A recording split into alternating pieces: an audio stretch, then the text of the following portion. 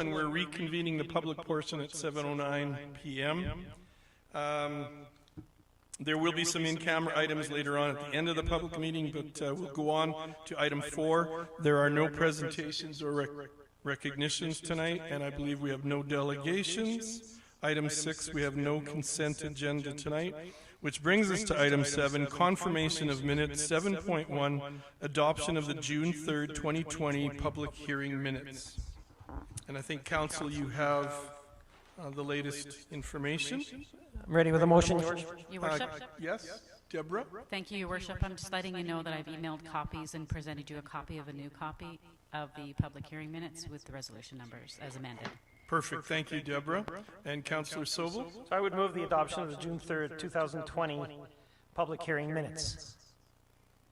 Thank you very much for that motion. Is there any discussion on that? All in favor? And the motion is carried. Thank you. And that brings us to item 7.2, the adoption of the June 3rd, 2020 regular council meeting minutes. Your Worship, I would move adoption of the June 3rd, 2020 regular council meeting minutes. Thank you, Councillor Peterson. You all heard the motion. All in favor? Your Worship. Sorry? Excuse me, Your Worship. Oh, Councillor Montgomery. Hi. So I noticed in one of the, I don't have it in front of me, unfortunately, on this screen, but the motion with regards to changing the time of the committee of the whole, for where it says, unanimous consent, and then there was 2 opposing, and it says carried. Is that considered carried if it's asking for unanimous consent? It's carried, but it didn't have unanimous consent, so it's coming tonight for the 3rd reading. Is that correct, Jennifer? Jennifer's going to speak. Thank you, Worship. It should definitely say defeated because there wasn't unanimous consent, so that would be an amendment. Right, okay, thank you. So you're correct, Councillor Montgomery. The motion for unanimous, or for unanimous for a 3rd reading was defeated. So thank you. Yeah, if I could offer that as an amendment then. Thank you. And then, Jen, do we need to write that in as an amendment then? Okay, so has anyone, we do have a motion on the floor, so you're accepting that amendment then? I did, yeah. Okay, so we have an amended motion on the floor. Was Terry here at that meeting?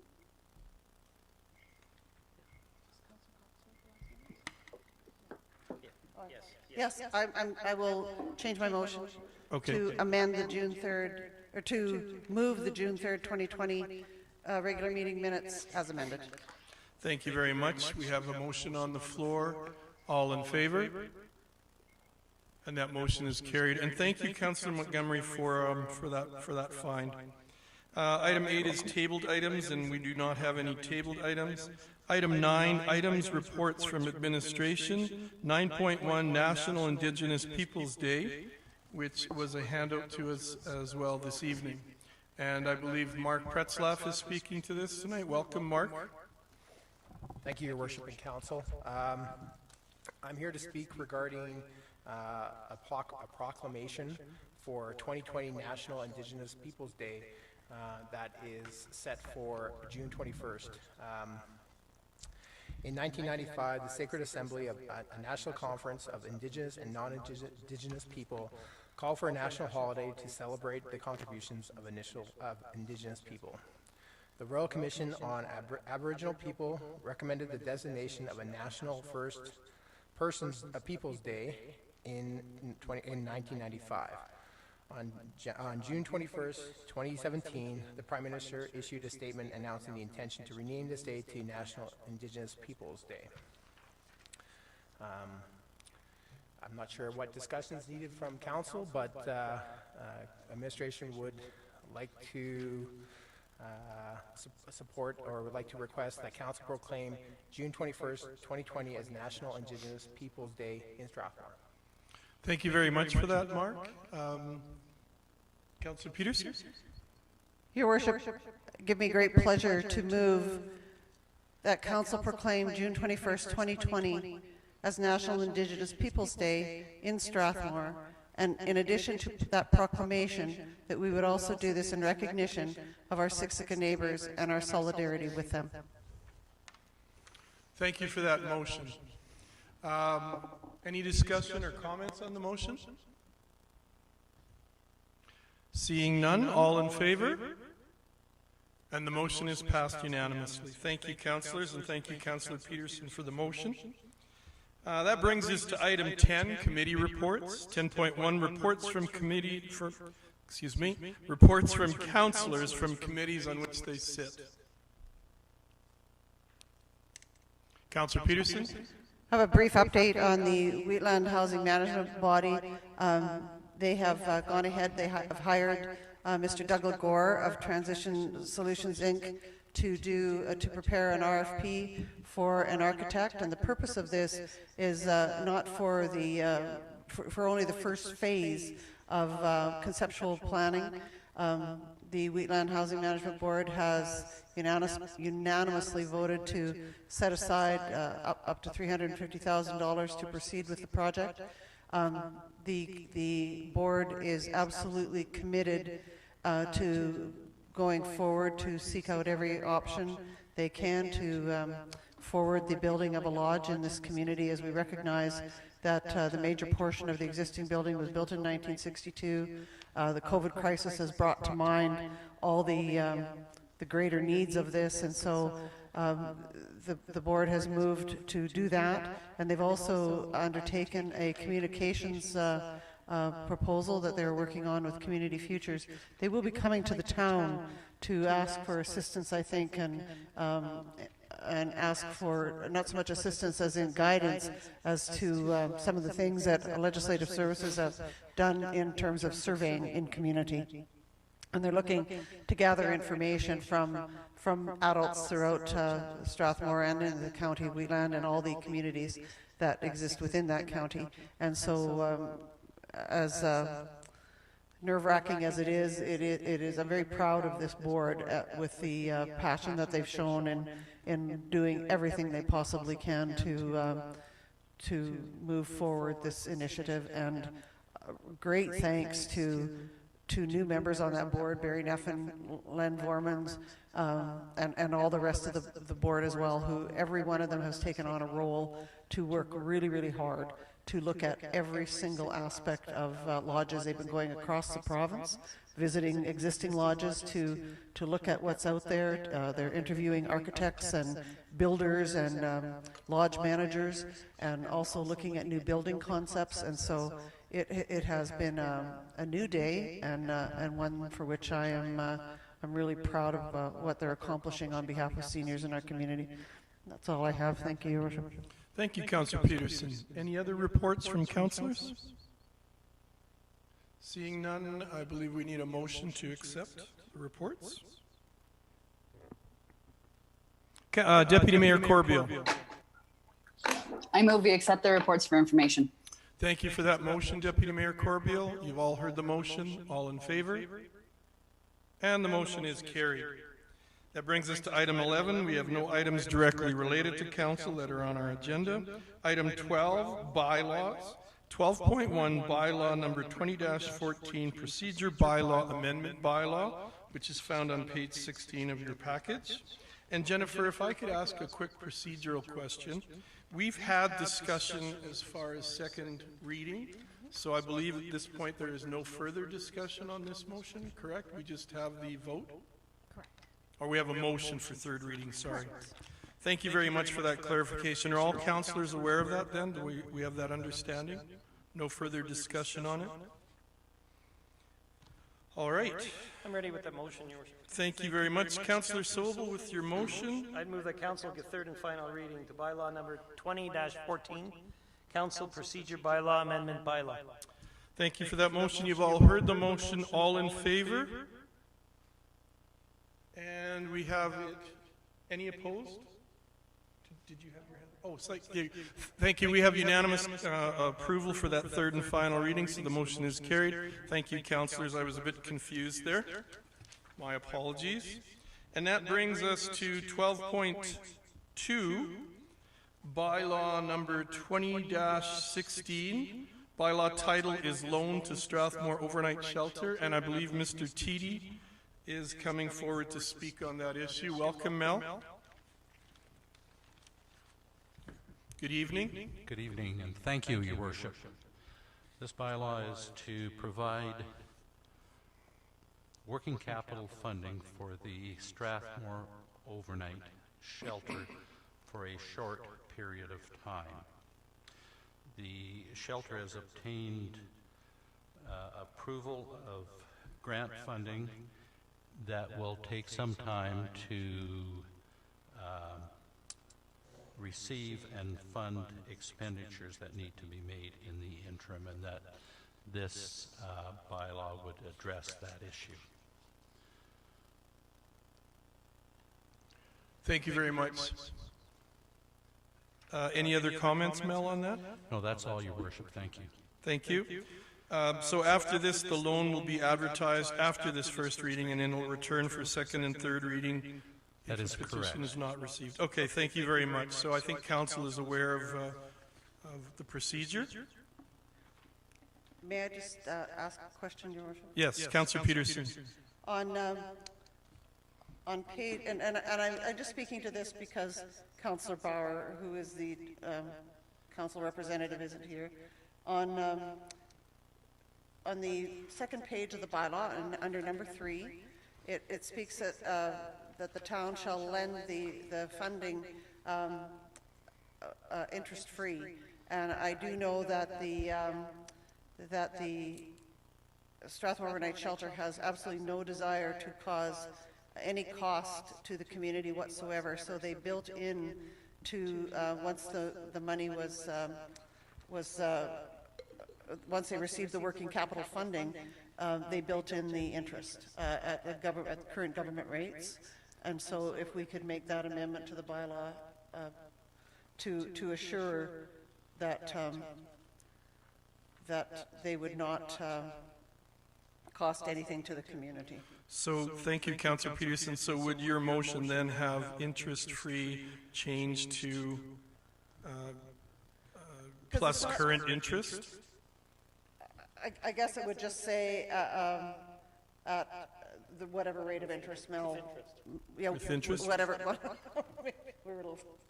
Jennifer, how would you see us proceed then? Do we would need to make sure the wording is put in that is correct?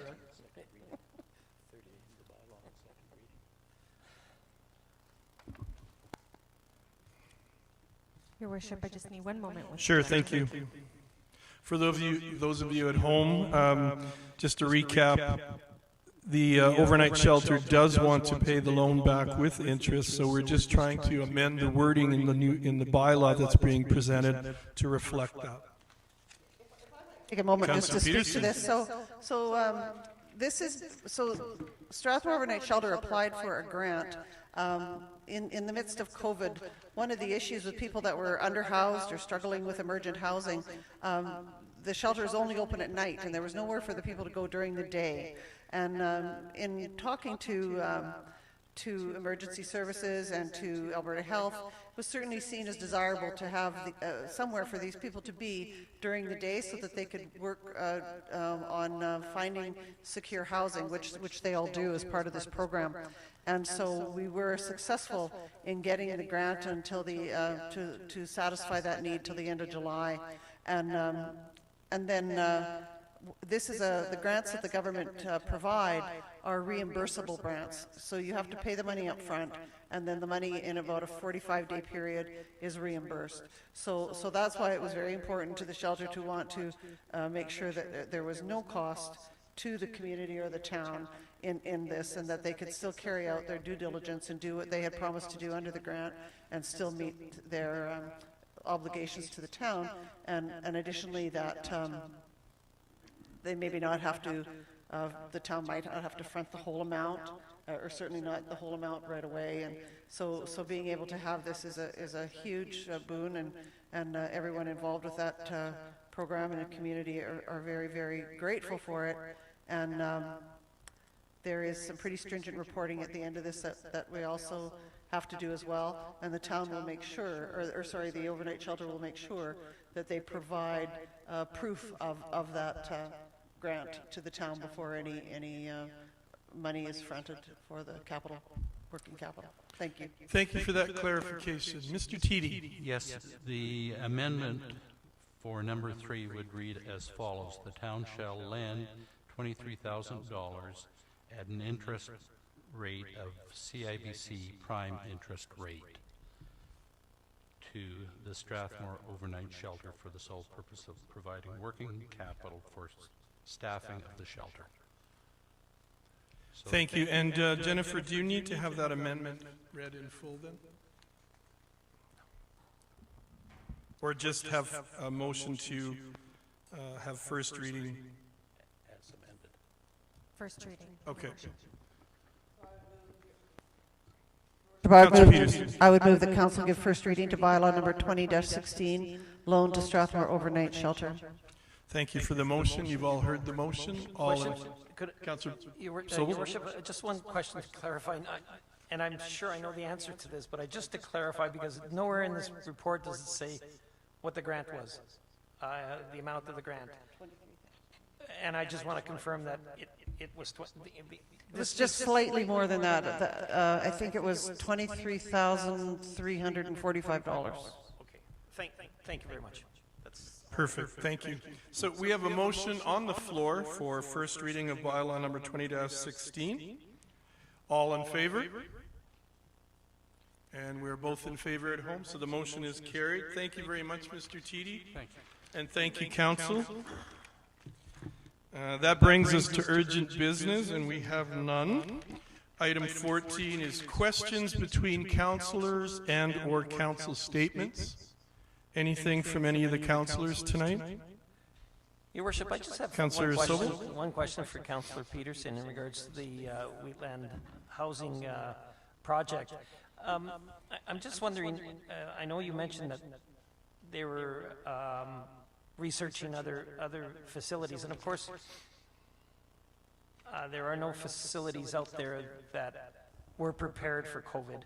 I'm just wondering if that's one of the ingredients that they're going to consider in the quote-unquote new build. So one of the things that, you know, even, I have to step back. So Doug Legore has acted on behalf of the town, and the town has funded his involvement in this, and he's been very, very adept at providing incredibly good information for the work that Councillor Cox and I provide to the committee. And so that was one of his cautions a month and a half ago. And so some diligence has been done around through ASHA, through the organization that oversees housing for seniors, and actually they've expanded their mandate now.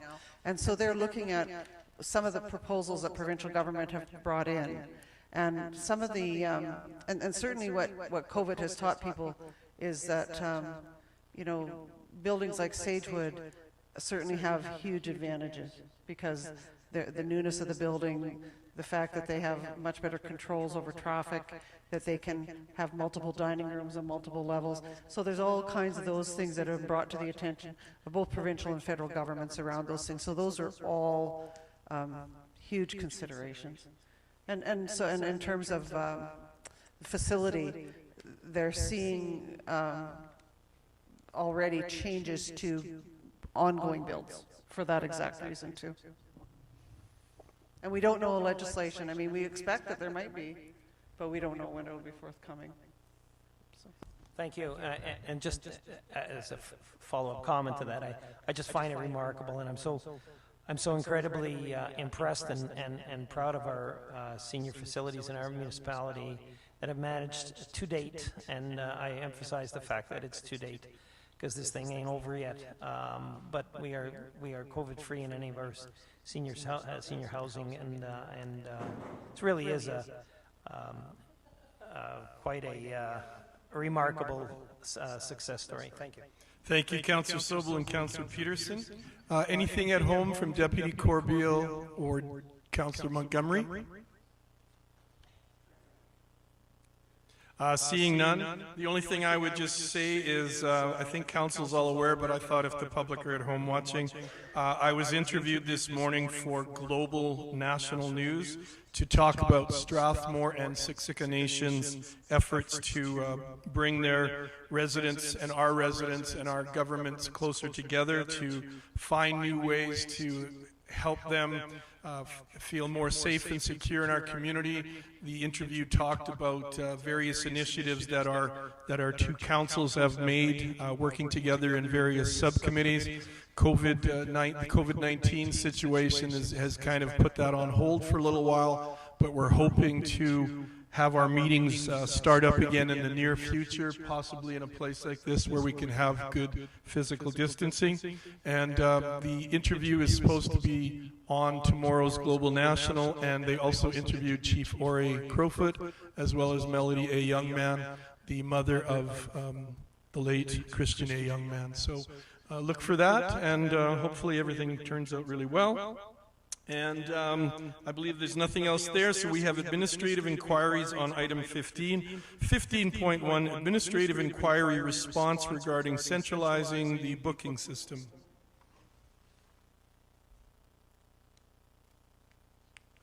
Is someone speaking to that? Or are you just... Jennifer?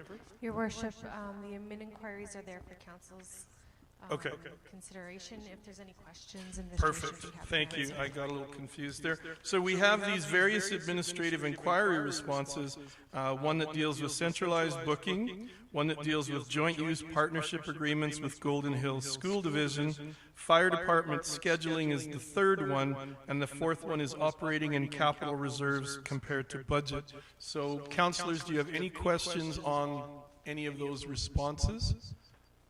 Deputy Mayor Corbeil?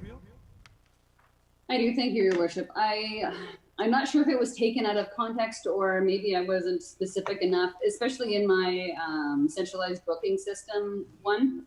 I was just thinking about starting small anyways with our own facilities, and this one kind of goes into other spaces, and I don't really wish to go there.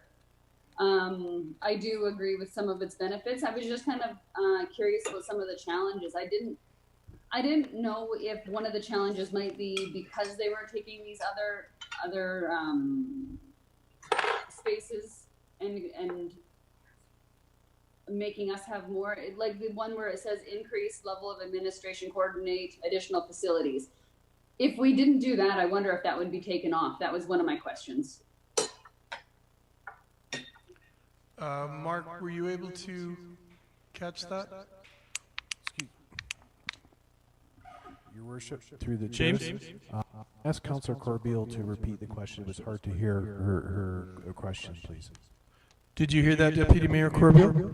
I did. Okay, so if my question was taken out of context, I apologize. What I'm meaning was with these challenges, the one had increased level of administration to coordinate additional facilities and increase users. Is that only if we take extra space, like, because it talks about other spaces from schools and stuff, but if we only did our own facilities, would that still be one of the challenges? Your Worship, yes, the way the administrative inquiry was I guess, prosed was that if the town was to take on additional facilities that were outside their own reach, for lack of better words, then there may require additional of our administration to coordinate with another organization to ensure buildings are opened, serviced, and maintained properly. Currently, the town does try to centralize bookings. It is a challenge a little bit because of the uniqueness of it, but the goal is that if any individual, a member of the public, comes into any of our recreation facilities, that they could do some preliminary information as to ascertain the availability of the space and make a tentative booking with some of the individuals there. Once that tentative booking has been arranged, then we would coordinate them with a specific facility booking clerk or a booking coordinator to ensure that all their specialized requests based on that facility are met with. Thank you, Mark. Does that help, Deputy Mayor? Yep, a little bit. Thank you. Councillor Montgomery, did you have any questions on the administrative inquiries?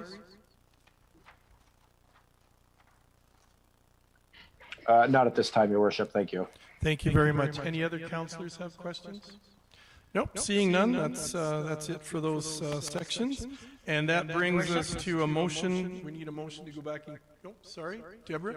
Thank you, Your Worship. I have a new administrative inquiry from Councillor Sobel. Okay. It's concerning the intersection of Highway 1 and Westmount Drive. For quite some time now, motorists heading south on Westmount Drive and wishing to turn left or east have encountered much difficulty in getting a green light. The numerous comments found on social media suggest a vehicle has to be very close to Highway 1 driving lane before it can trigger a change in the traffic lights.